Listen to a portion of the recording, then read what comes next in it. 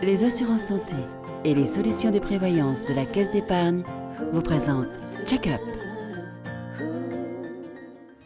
Medialp, 20 points de vente dans la région, de vente et location de matériel de confort médical, vous présente Check-up.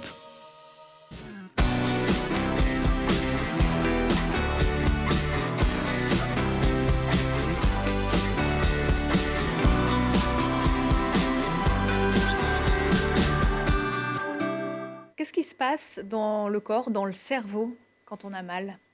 Alors, qu'est-ce qui se passe dans le corps ? Ça, c'est compliqué. Si vous voulez, au départ, il faut un facteur physique qui vient agresser le corps. On va dire, par exemple, une tendinite ou une hernie discale, ou malheureusement, pour certains patients, un cancer. Et ce facteur physique va entraîner une stimulation au niveau des récepteurs à la douleur. Et ça va entraîner un courant électrique, un petit courant électrique qui va remonter le long des voies de la douleur, passer dans la moelle épinière et arriver au niveau du cerveau. Et lorsque le signal arrive au niveau des cerveaux, il y a ce qu'on appelle une conscientisation du phénomène douloureux, c'est-à-dire que le patient ressent la douleur. Et en fait, cette information, elle va diffuser aux aires de l'émotion. Et c'est ce qui va conférer à la douleur son caractère désagréable. Pas qu'aux aires de l'émotion, à d'autres zones. Voilà. Donc ça, c'est l'explication un peu neuroscientifique basique. Mais si vous voulez, on ne peut pas non plus résumer la douleur à un simple influx nerveux qui part d'un récepteur et qui arrive au niveau du cerveau. Parce qu'en fait, la douleur, c'est quelque chose qui vient impacter la vie du patient, sa vie sociale, familiale, professionnelle, sa vie psychique, sa vie intime. Et donc, il faut davantage considérer la douleur comme une expérience, et c'est une expérience subjective. C'est-à-dire que quand je vous disais qu'il y avait un facteur physique qui venait agresser le corps, ce facteur physique va déclencher un ressenti corporel, et ce ressenti corporel, il va être interprété par le psychisme du patient. Et cette définitive, on n'est pas tous égaux face à la douleur. En définitive, on n'est pas tous égaux. Pourquoi ? Parce que cette interprétation par le psychisme, elle est variable en fonction de vos croyances, de votre culture, de vos angoisses, et surtout en fonction de votre expérience douloureuse que vous avez mémorisée depuis votre petite enfance. Donc si vous avez eu un passé de maltraitance, un passé de douleur chronique ou un passé de migraine, etc., votre vécu de la douleur ne sera pas le même que si vous n'avez pas d'antécédents. C'est ce que vous avez constaté également Tout à fait. Ça va aussi dans les changements de perception. C'est l'adage « tu endureras, plus tu endureras, ça te rendra plus fort ». On sait à l'heure actuelle que plus on a subi des violences, quelles qu'elles soient, dans l'enfance, et plus on sera fragilisé à l'âge adulte. Donc la douleur ne rend pas plus fort. Est-ce que ça a un rapport avec le genre, le sexe, homme, femme, ou ça n'a rien à voir, c'est le parcours de vie qui... Alors les femmes sont plus sensibles à la douleur. Il y a des études épidémiologiques qui montrent que c'est à peu près 28% chez la femme, la prévalence, et 23% chez l'homme. Donc vous voyez, bon, la différence n'est pas très significative, mais quand même, c'est important. Il y a d'autres facteurs. Il y a des facteurs génétiques qui ont été démontrés. Il y a des facteurs culturels. Donc il y a beaucoup de choses qui peuvent modifier la sensibilité à la douleur. En préparant cette émission, vous nous avez dit que vous arrivez, alors vous êtes, vous, CHU, vous, GHM, mais qu'il vous arrivait régulièrement de travailler ensemble. Comment ça se passe ? Ça se passe de façon générale parce qu'on se connaît bien, les équipes se connaissent bien. On a besoin, comme dans tous les métiers, d'échanger. Donc, quand on a besoin d'un conseil, quand on a besoin de discuter d'un patient, on s'appelle. Et puis aussi, les patients ont des histoires médicales qui sont fluctuantes. Ils peuvent être suivis au GHM et être opérés au CHU ou le contraire. Et il est évident pour nous qu'il faut qu'il y ait une prise en charge qui soit continue.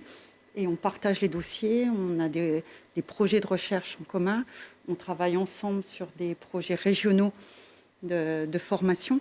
Donc ça nous semble, nous, une évidence de travailler ensemble, en tous les cas. Voilà. Dans l'intérêt des équipes et des patients. Tout à fait. Et puis dans notre intérêt à nous, de nous enrichir mutuellement de nos compétences respectives, en tous les cas. C'est des liens très amicaux parce qu'on se connaît depuis longtemps. Depuis longtemps, donc ouais. On va passer maintenant au sujet des traitements, les traitements de la douleur. Alors, ceux auxquels on pense en premier, c'est peut-être les traitements médicamenteux. Vous avez parlé tout à l'heure de la morphine, il n'y a pas que ça ? Alors, comme l'a dit le docteur Pelat, la douleur chronique, en tous les cas, c'est une maladie, c'est une histoire et c'est un modèle biopsychosocial. C'est-à-dire que c'est une stimulation douloureuse sur un individu à un moment de sa vie Donc on comprend bien que sur la douleur chronique, la prise en charge médicamenteuse sera qu'une partie de la prise en charge. Elle sera toujours, ou le plus souvent, pratiquement tout le temps dans les centres de la douleur, on aura toujours une association, ou en tous les cas une complémentarité entre les approches médicamenteuses et les approches non médicamenteuses. Sur les approches médicamenteuses, ça va de façon générale, les antalgiques, ça va du paracétamol à la morphine en fait. C'est des médicaments qui sont extrêmement utiles, c'est des médicaments qu'on connaît bien, qu'on sait bien gérer. Je pense qu'il faut tout le temps réévaluer nos traitements, c'est-à-dire qu'il ne faut pas hésiter à donner des médicaments lorsque les patients en ont besoin. Par contre, il faut se repositionner de temps en temps sur la pertinence ou pas de la poursuite. Donc ça, c'est les médicaments antalgiques, donc les médicaments de la douleur, avec un petit point aussi, la morphine n'est absolument pas réservée à la fin de vie, on est très clair, les morphiniques sont à utiliser lorsque la douleur est intense, quel que soit le stade de la maladie. Ça, c'est la partie à peu près que les patients, que les soignants comprennent bien, c'est on a une douleur, on donne un antalgique. Par contre, tout à l'heure, le docteur Pelat a parlé des douleurs neuropathiques. Et là, pour la prise en charge des douleurs neuropathiques, on va utiliser des médicaments qui sont soit des antidépresseurs, soit des antiépileptiques, des anticonvulsivants. Et là, je pense qu'il y a une vraie information à donner aux patients et aux soignants pour que le patient se sente compris quand même dans sa plainte. Il vient nous consulter parce qu'il est douloureux et nous, on prescrit un antidépresseur. Ça peut générer une confusion. Donc ça, c'est une incompréhension et de se dire « Ah bah, le médecin pense que c'est dans ma tête », alors que non. C'est parce que pour les douleurs neuropathiques, toute la neuromodulation dont a parlé le docteur Pelat, on donne ces classes thérapeutiques. On pourrait maintenant aborder les traitements non médicamenteux, docteur Mindé. Est-ce que la sophrologie, on parle des... Alors, je ne sais pas si j'oserais vous parler de l'homéopathie, mais de quoi parle-t-on? Alors, de quoi parle-t-on? C'est une excellente question. Il y avait un article dans notre journal, dans notre revue Douleur, les approches non médicamenteuses du tai chi au bistouri. En fait. Donc, dans les approches non médicamenteuses, je pense qu'il y a une première partie qui sont toutes les approches psychocorporelles, qui sont très développées dans tous les centres de la douleur, l'hypnose, la sophrologie, la relaxation, qui sont en général pratiquées soit par les psychologues, soit par les infirmières. C'est quelque chose qui ne nous pose pas beaucoup de soucis et qu'on essaie de développer. La question à l'heure actuelle, c'est que vous n'êtes pas sans savoir qu'il y a quand même une méfiance, une défiance des Français à l'heure actuelle vis-à-vis du médicament. Et de ce fait-là, il y a un regain d'énergie, il y a un regain d'intérêt en tous les cas pour les approches complémentaires. Et dans les approches complémentaires, là, jusqu'où on va, qu'est-ce qu'on valide pas. Et c'est dans cette optique-là qu'en collaboration d'ailleurs avec le docteur Pelat et le GHM, on a mis en place une étude, une belle recherche clinique avec le professeur Bosson sur l'intérêt de proposer des approches non médicamenteuses de façon systématique aux patients et voir si ça apportait un bénéfice sur la douleur, sur la qualité de vie. Donc ça, c'est une première partie, toutes les approches complémentaires. On a une autre partie, vous en avez parlé juste avant, qui est extrêmement importante, qui est l'activité physique. Ça, c'est quelque chose c'est une approche qui est validée. Et puis après, on a encore toutes les techniques de neuromodulation avec, entre autres, le neurostimulateur transcutané, qui est une autre technique qui est moins invasive, qui est plus accessible. Et puis d'autres approches qui sont à l'étude, comme le bracelet chez Remedy Labs.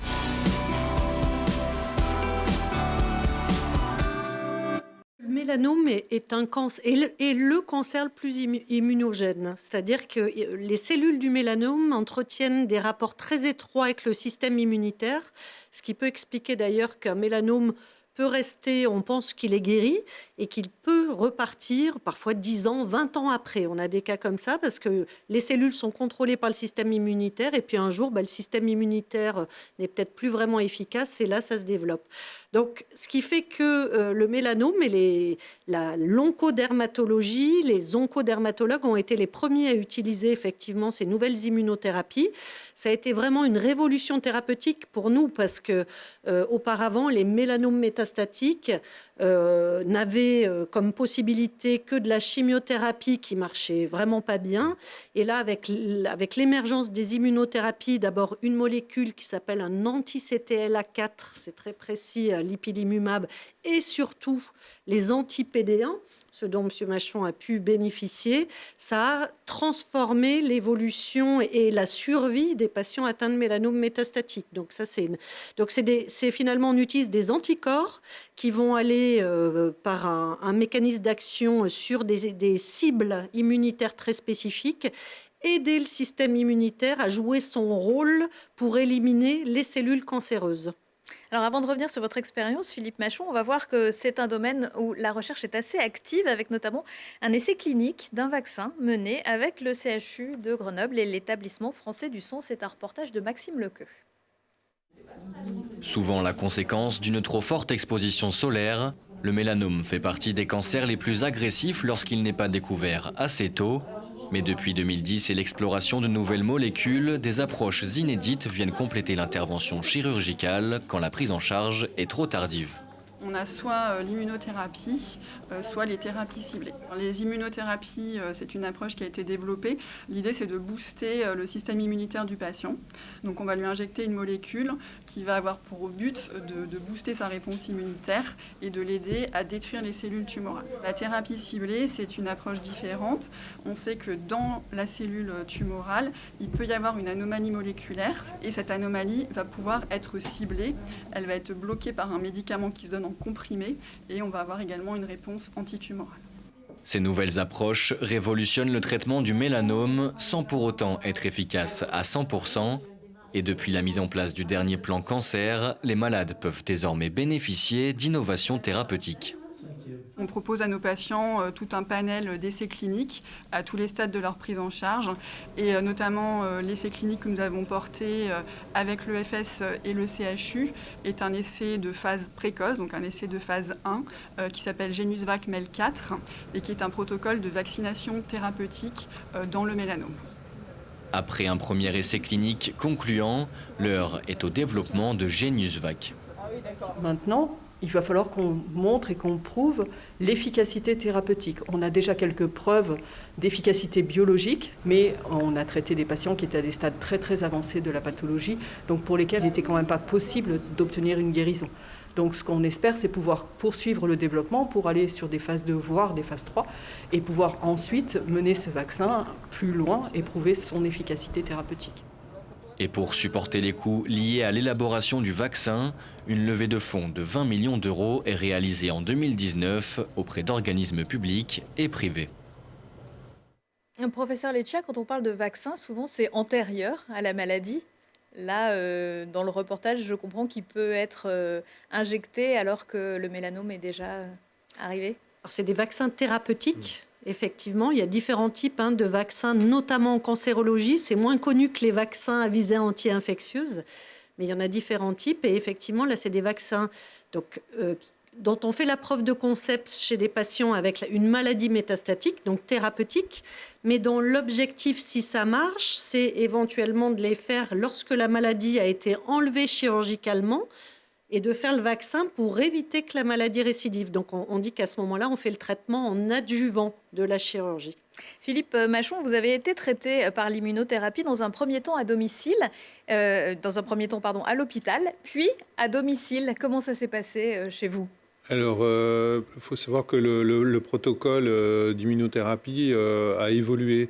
Au début, j'allais tous les 15 jours à l'hôpital. Je passais une petite journée à l'hôpital.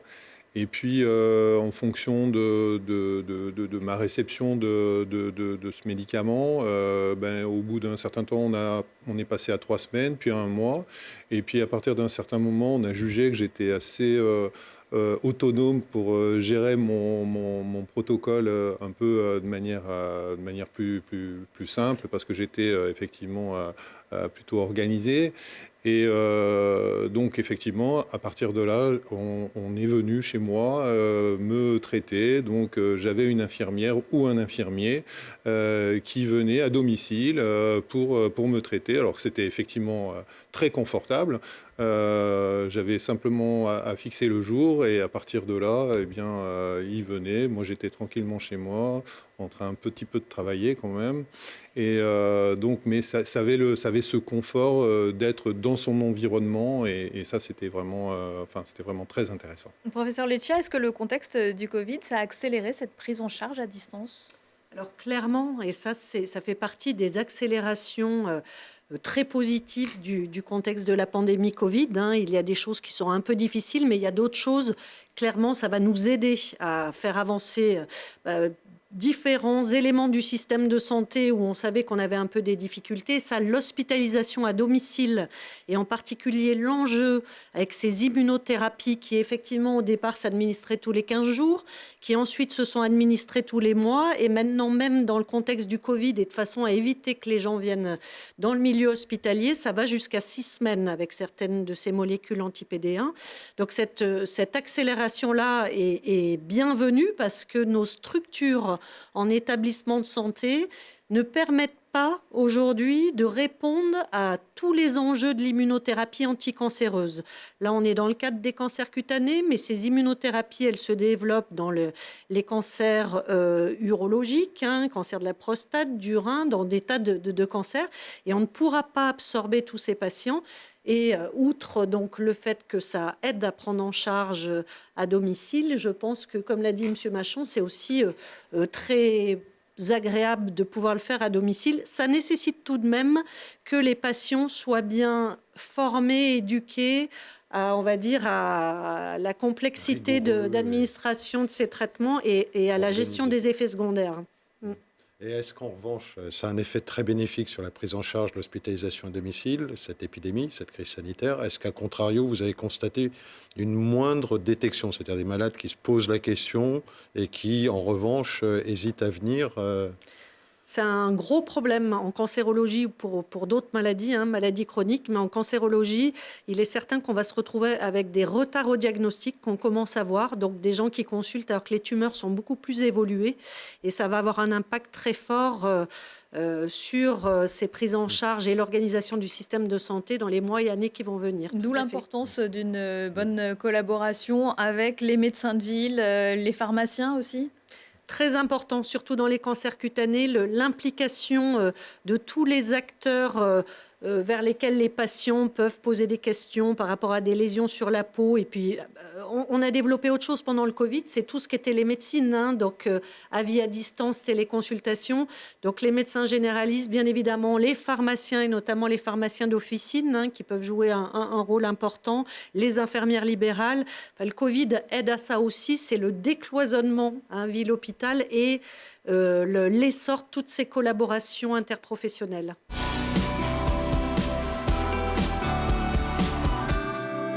L'insuline, tout ça, ça se passe au niveau du pancréas ? Alors l'insuline, c'est une hormone qui est fabriquée par le pancréas.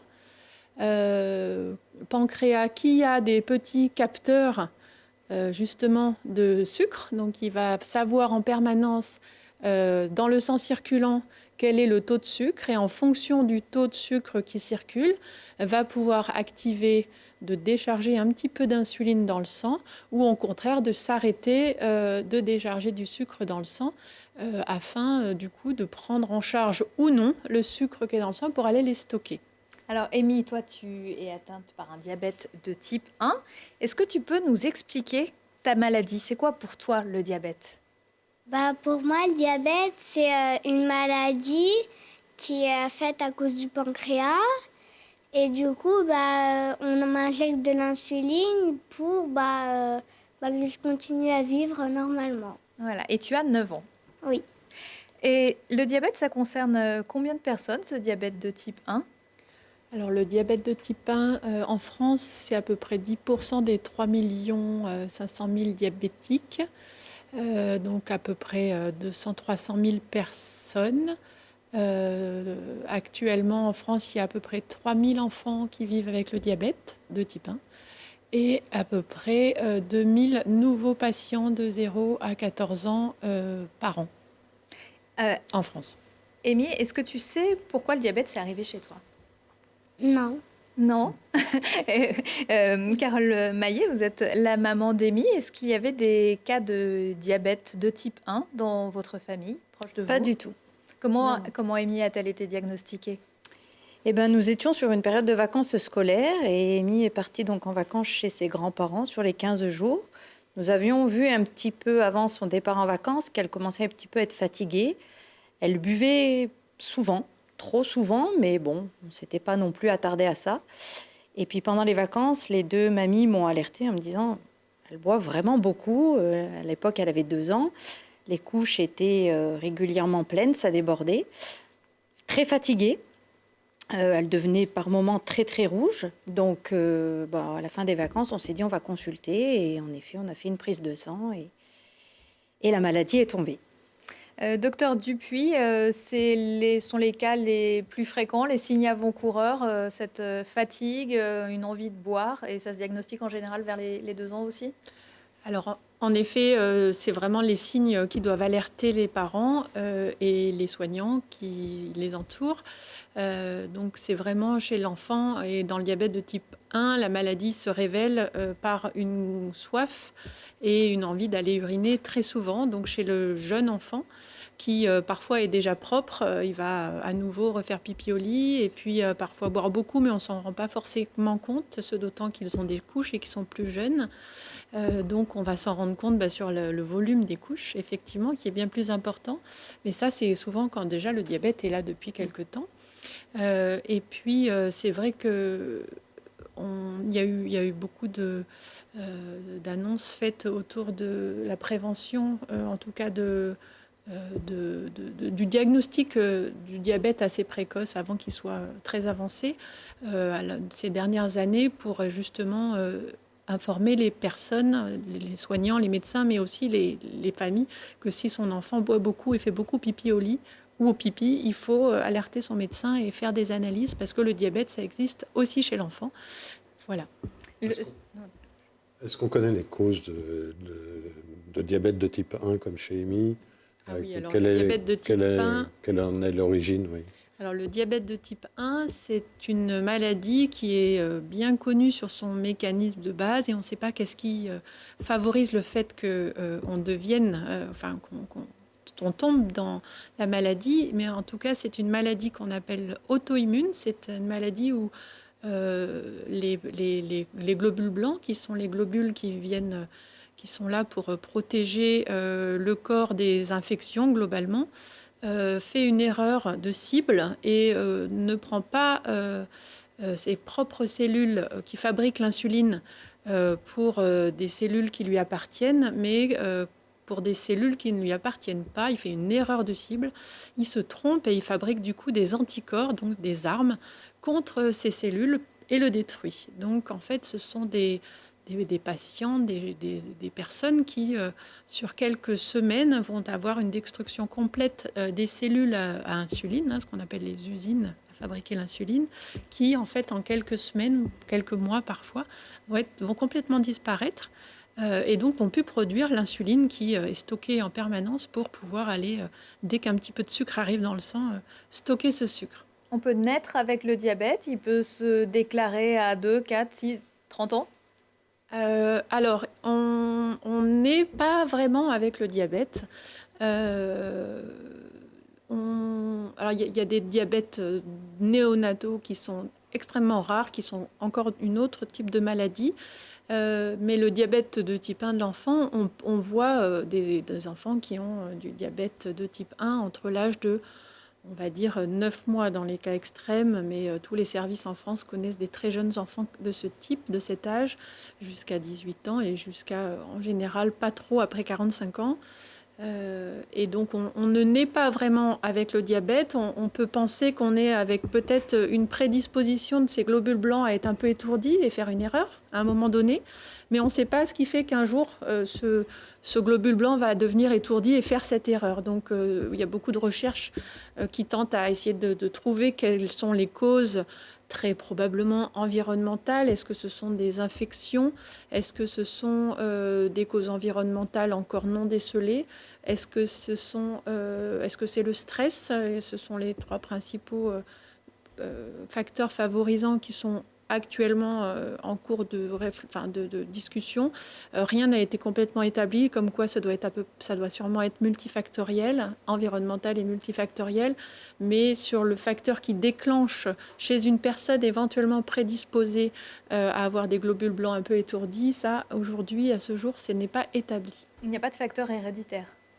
Il n'y a pas complètement de facteur héréditaire. Je vous ai dit qu'on était prédisposé, on a des globules blancs qui sont prédisposés à être étourdis, à peut-être faire cette erreur. Et donc cette prédisposition, bien entendu, elle est pas tout à fait héréditaire. Quand on parle d'hérédité, quand on parlait tout à l'heure du diabète de type 2, là c'est une maladie, le diabète de type 2, qui a une très très forte prévalence héréditaire. C'est-à-dire que quand vous avez un parent diabétique de type 2, vous avez 50% de risque de l'être vous-même, alors que quand on a un diabète de type 1, par exemple Amy, quand elle sera une maman, elle n'aura que 5% de risque d'avoir un enfant avec un diabète de type 1, ce qui est extrêmement faible, 10 fois moins.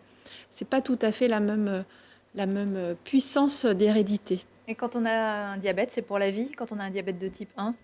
Alors, quand on a un diabète de type 1, pour l'instant, même si la recherche est très forte pour essayer de guérir le diabète, donc cette maladie auto-immune, finalement, essayer de guérir, d'empêcher ces anticorps au moment où ils étaient actifs pour détruire les cellules d'insuline, la recherche avance dans ce domaine.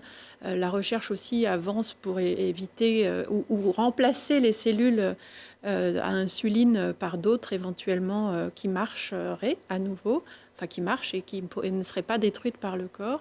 Mais actuellement, on ne sait pas guérir aujourd'hui le diabète de type 1.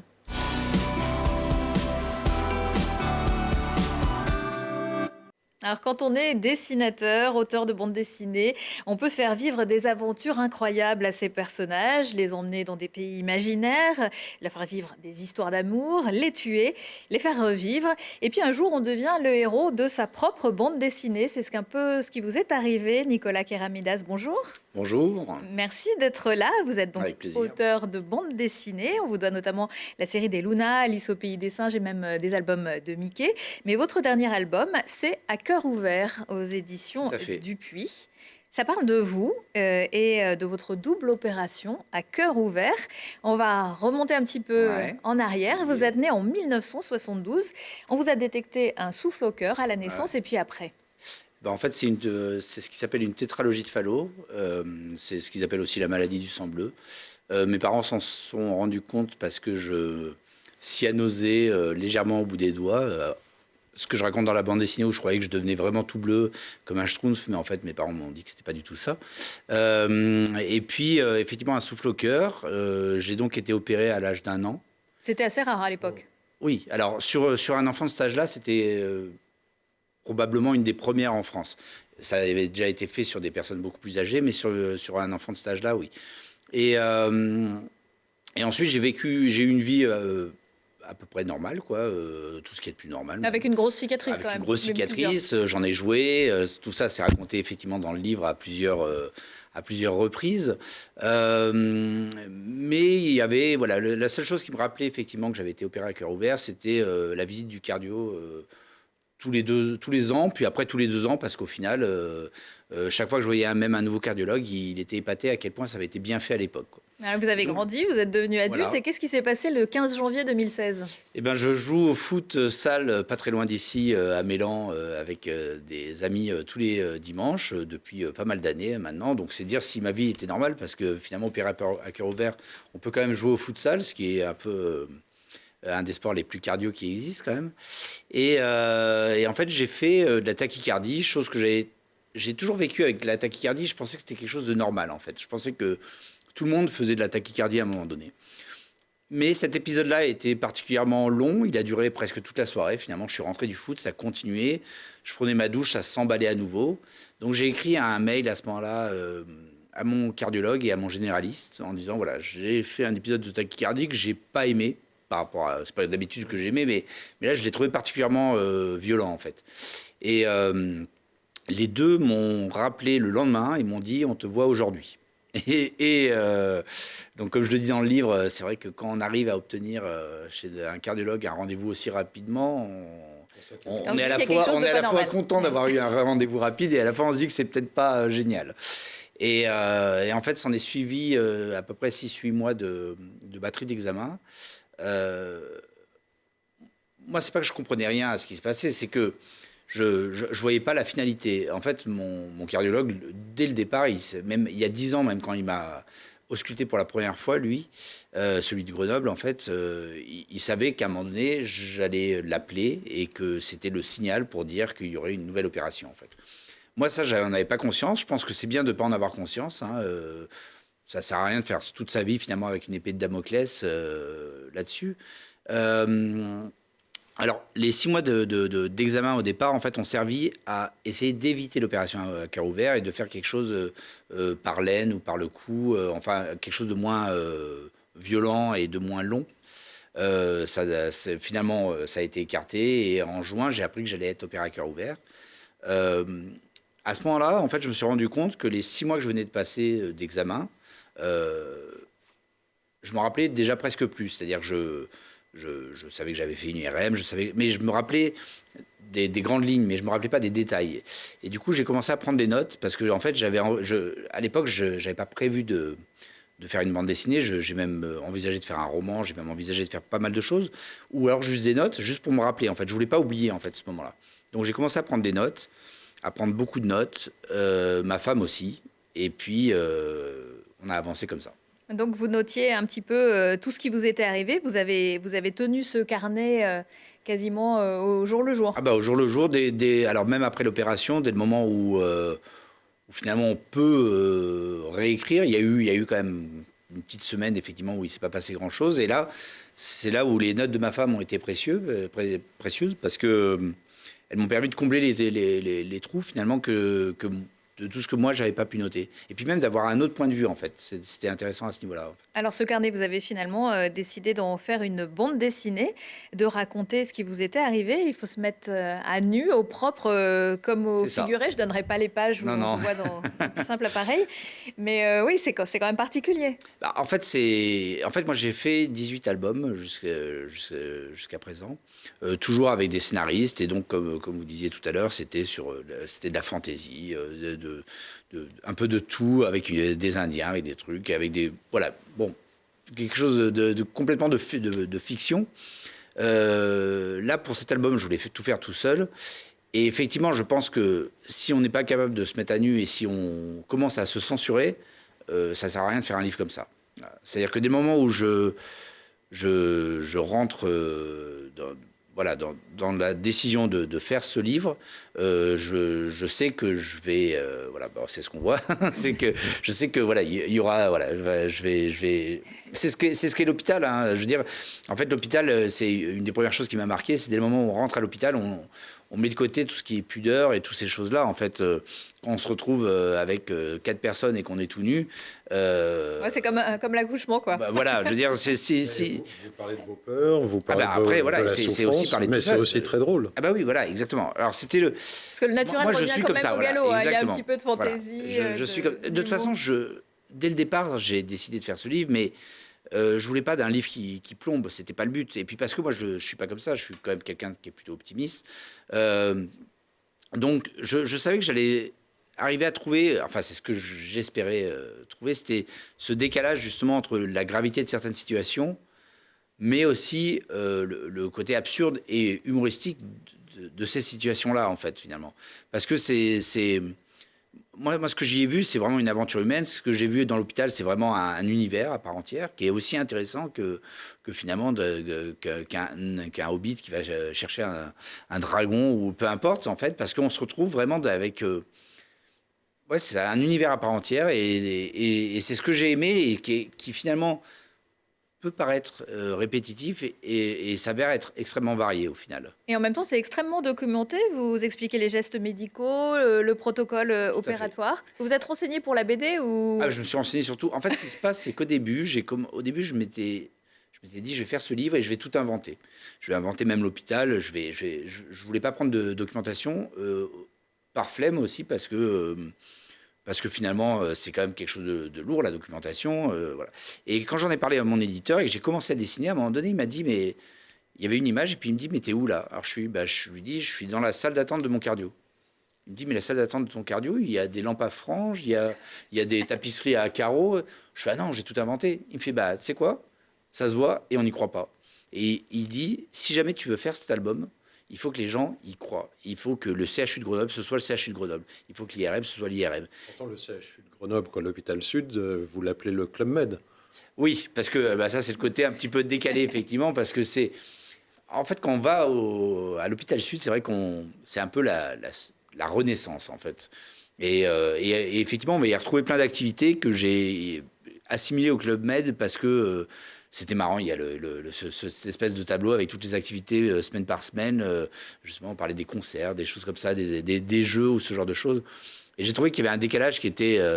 parce que malgré tout, on est tous en blues, on est tous, malades et en rémission, etc., ce genre de choses. Et puis, finalement, on se retrouve à faire des activités, de nouveau, on se redonne des prénoms, on se redonne des choses, etc. C'était assez chouette. Et puis en plus, après, bon, je ne vais pas spoiler tout le livre, mais en tout cas, voilà, tout ça pour dire que dès le moment où mon éditeur m'a dit ça, je suis allé au centre de documentation du CHU. J'ai rencontré quelqu'un qui m'a donné une clé USB avec des photos, mais alors de tout l'hôpital. Et je suis parti de ça ensuite pour vraiment faire un truc effectivement très documenté parce que je pense qu'il y a effectivement que comme ça qu'on peut y croire. C'est-à-dire qu'il faut quand même partir du principe que les gens qui vont vous lire, il y a des gens qui ne connaîtront peut-être jamais l'hôpital, mais il y a aussi certaines personnes qui ont vécu, qui sont déjà passées par là. Et c'est ce que je me rends compte parce que je reçois en ce moment beaucoup de témoignages de personnes qui me disent qu'ils ont l'impression que j'ai écrit leur livre, en fait. Donc ça montre qu'en fait la documentation a été bien assimilée, je pense. Ouais. Est-ce que ça a été une sorte de thérapie? Ah, c'est sûr.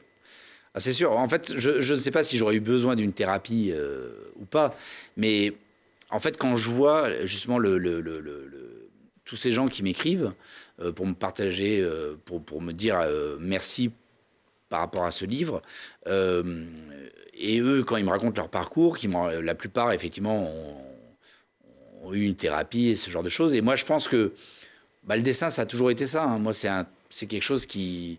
Le fait d'écrire et de dessiner, en fait, ça me permet de raconter mon histoire. Et en plus, par rapport à la raconter à un psy où on va la raconter qu'à une seule personne, ça permet de la raconter avec énormément de monde et de le partager avec le plus grand nombre. Donc non, je pense qu'effectivement, ça a été vraiment, oui, une forme de thérapie. Pour ma femme aussi, d'ailleurs, vu qu'elle a pris énormément de notes, je pense que ça nous a permis effectivement de passer cette étape le plus naturellement possible. Aujourd'hui, vous allez bien? Vous avez un traitement à vie?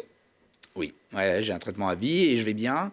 Et je vais bien à tel point qu'effectivement, il y a... Alors là, pas en période de Covid malheureusement, mais en fait, il y a 1 an et demi, mon cardiologue m'a dit qu'au vu des résultats, je pouvais même reprendre le futsal, chose que j'ai fait. Donc c'était...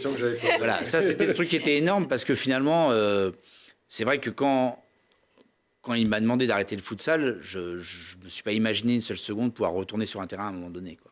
Donc oui, non, ça va, ouais. Merci à vous de nous avoir suivis. Vous pouvez retrouver ce check-up le mardi à 13h, le jeudi à 11h et le samedi à 17h. Je vous dis à très bientôt et en attendant, portez-vous bien.